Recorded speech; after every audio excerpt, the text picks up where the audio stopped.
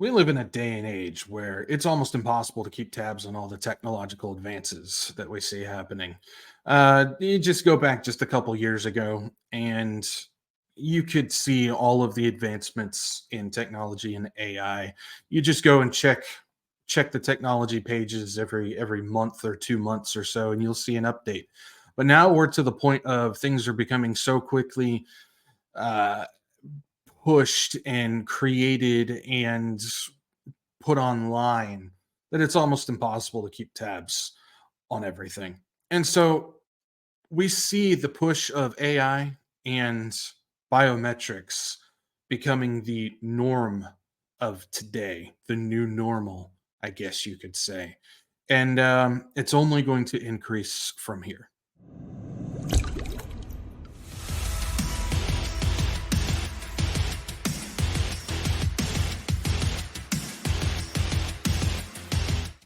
Hey, what's going on, guys? This is Zach, the Wretched Watchman, and yeah, bringing you some more technology news. Now, I've been covering a lot of what's going on with the biometric travel passes that they've been putting out. We saw what's going on in 2025, where EU is going to require prior permission, as well as they're going to require a facial and fingerprint scan.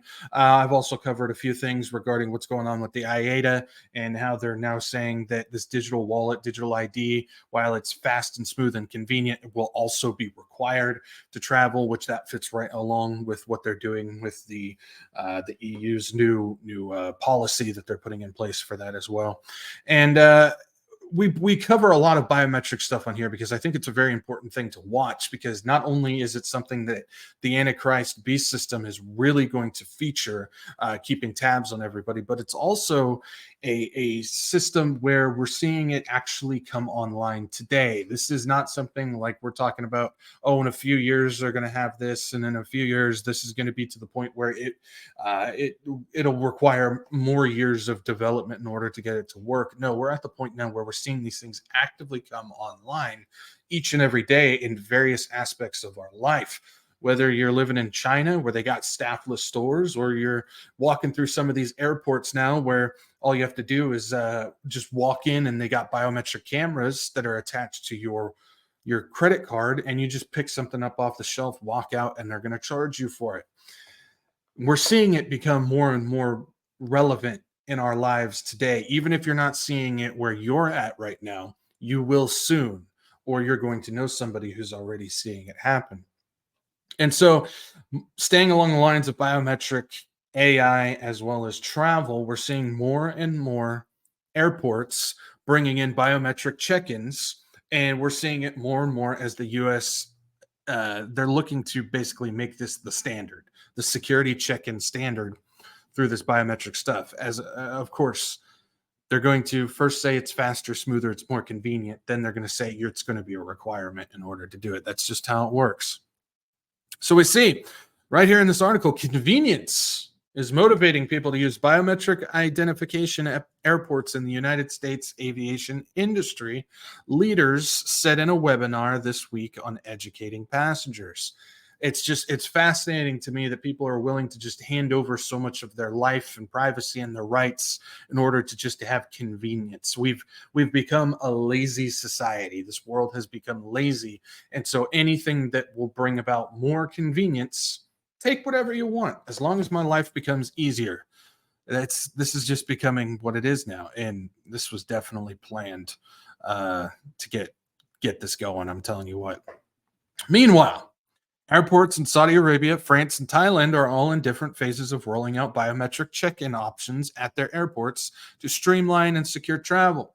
In a Future Travel Experience podcast on Thursday, industry leaders explored how to communicate the potential of biometrics at airports to bring a more secure, streamlined travel experience while ensuring privacy. That's funny. Ensuring privacy, right? The U.S. Transportation Security Administration is currently exploring the use of biometrics for identity verification at traveler checkpoints. Some airports already have this stuff out, but they're trying to make it the standard. That's what they want. It's going to happen. It's going to happen before eventually you're just not going to be able to travel through airports at all, because they want to keep everybody corralled in their little pens and they don't want anybody moving about. Goes on to say U.S. states like Iowa, California, and Arizona have recently expanded their digital ID programs to be more integrated into more areas where ID checks happen, like airports. TSA PreCheck allows individuals to authenticate using digital IDs at all checkpoints and allows users to opt out of the system entirely if they would rather go through the traditional verification process. For now, I added that in because sooner or later it's going to be required, and then soon they're just going to shut it down, but this is still going to be a requirement in order to participate in society. That's what they're looking for. Keeps going. Says while industry stakeholders may see the use of biometrics as a win for security and safety, they're wonderful catchphrases and buzzwords that they love using: security and safety. It says people are opting in because of that third element: convenience. Kill them with convenience. This comes from Lisa Sullivan, the VP of Travel and Transport at IDEMIA. We always constantly think about that from the industry perspective, but consumers are really excited about the frictionless aspect of it. Make it as smooth and easy and convenient as possible. Oh, you need my biometric data? Here you go. Oh, you need all of my privacy and my bank account? Here you go. Oh, you need to keep tabs on me and know exactly where I'm at all times? Here you go. Oh, you need some of my rights? Here you go. Why not just set up a camera in your house? Oh, that's right. We've already done that.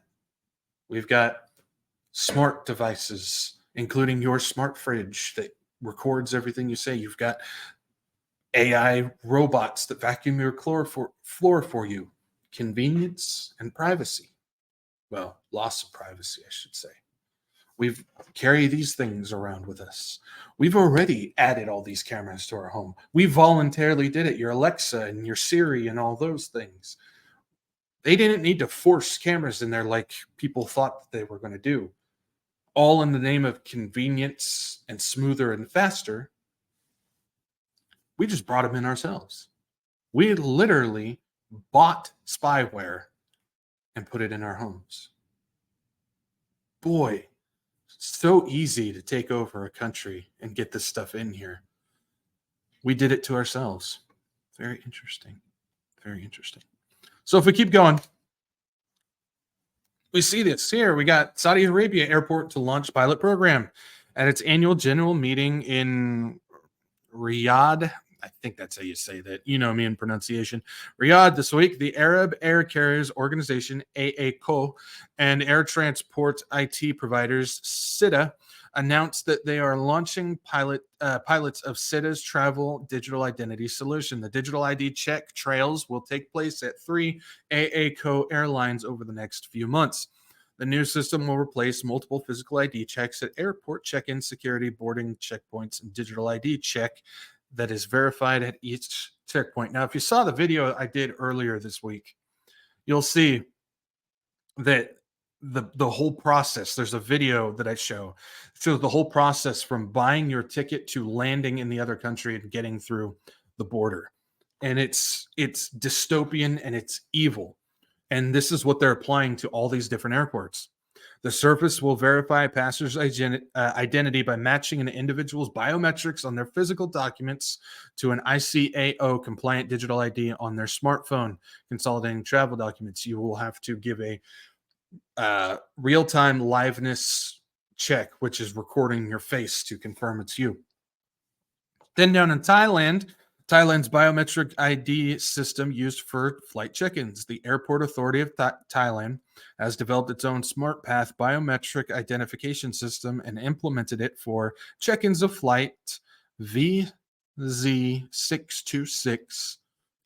Man, just replace that 2 with another 6 and you got something right there, right? From Bangkok to Singapore at Thai Vietjet Airport. The Nation reports the system verifies a passenger's identity at different checkpoints throughout the traveler's journey. They're always going to need to be scanning your face. They want to know who you are and where you're at all times. Let's check in on France, shall we? In France, 30,000 passengers use biometric check-in over 3 years. That number is going to go up if it's not already going up now. For the past 3 years, Lyon Airport in France has been testing a facial recognition system called the biometric experience. I always talk about how mystery religion is experience based. Very interesting that they have experience in there. As we know, mystery religion, the Whore of Babylon rides the beast system in. The biometric experience that replaces a traditional passport check solely with a face scan. In that time, roughly 30,000 passengers flying Transavia, Air Corsica, and TAP Air Portugal, guaranteed I butchered that, I'm sorry, have used the process on up to 4 flights a day. And guess what? Big Brother knows exactly where you're at all times. There's no need to get out any ID papers. The facial recognition system just opens a gate and passengers can get to the plane, said Lyon Airport Director Ludovic Gas to the Connexion. Oh my goodness. Now here's the other element to this. It's going to require AI systems when it comes to things like that, because it says biometric scan will automatically open the gate. AI is going to be a part of this. And AI is going to need to increase, especially if they plan on doing this on a global, broad scale with hundreds of thousands, millions of people crossing through these things all the time. They're going to need to upgrade these things. And we've seen the advancements in AI. It's going insanely fast, but it's still not quite there, at least what we see, because we know whatever they got behind the curtain that they're not showing us is way more advanced than what we see right now. But at least from our perspective, because we'll look at it from that way, it's not quite there yet. We understand what they're doing with organoid intelligence. They're trying to strap human brain cells to computers. And I say trying, even though they've actually accomplished this, they're just improving it and increasing it from that perspective. But it's not quite ready yet, at least from our perspective. Always got to look at, make sure we have that stipulation in there. But they're actively increasing it, especially with something that's called neuromorphic computing, which is a brain system. I've talked about this on this channel before. It is a brain computing system that is designed to work, flow, and function like our brain does. Now, what does this do? It's not organoid intelligence, because they're not actually strapping our brain to it, but how the flows and the transistors and everything work will allow AI to have multiple thoughts, multiple actions going at the same time without bogging up, without slowing down, and it'll be able to function like our brains do at a much faster pace. And so this is an increase that's been happening quite significantly. So if we take a look, we see a few companies that are working on this and increasing. I'm going to try and simplify this because there's a lot of mumbo jumbo in here that we're not going to get into, because this isn't a deep dive in that. I just want to show you a few things here. So BrainChip, which is a company that's working on neuromorphic technology, partners with VVDN to develop edge box based on neuromorphic technology. These edge boxes, these chips, and the systems that these companies, these neuromorphic technology companies, are working on are the same things that run your smart devices. They run the biometric check things at travel places. They run self-checkout type security systems. They run your like Tesla and your smart car technology. Everything that has like a camera that AI will react, your self-driving and everything like that runs off of these types of systems. So that's important to understand. And it says, in response to the challenge, neuromorphic computing emerged as a solution offering a form of artificial intelligence inspired by the human brain's information processing methods. Again, they're trying to make artificial intelligence chips to function like a human brain. Using neuromorphic computing enables companies to create edge devices with strong focus on energy efficiency. I was going to have the energy thing, even while managing demanding AI workloads. So we keep going. Now, I find the name of this company very fascinating. Prophecy. That's fascinating that they're using the word prophecy, because this stuff that we see happening right now is what we see in prophecy in the Bible. Now, it's spelled differently, obviously, but that's fascinating. I don't believe in quinky dinks, and I don't think they exist. Everything happens for a reason. But it says prophecy develops Gen X320 event-based metavision sensor for always on area monitoring systems. Always on. AI is always on, always watching, keeping tabs of you. And then it says right here, Psi-LC Technologies introduce ionic vision systems for advanced machine vision. Says Psi-LC Technologies has developed 4 distinct versions of the ionic vision system, each customized to enhance machine visual perception. The machine is watching you, it is studying you, it is learning you. These versions are optimized to address varying application needs, which demand vision capabilities across different distances. And then finishing us off here, market growth for neuromorphic technology. As per a report from Gartner, neuromorphic computing stands out as one of the 4 emerging technologies to reshape the industry landscape within 3 to 8 years. Boy, that's fast. They probably already got it behind the scenes. Just, we got to keep that in mind.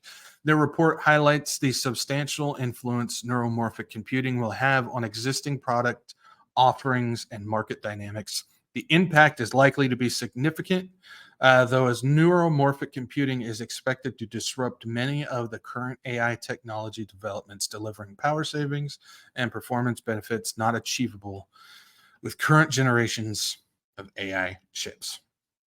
Okay, so how did I go from the airport biometric stuff to neuromorphic computing?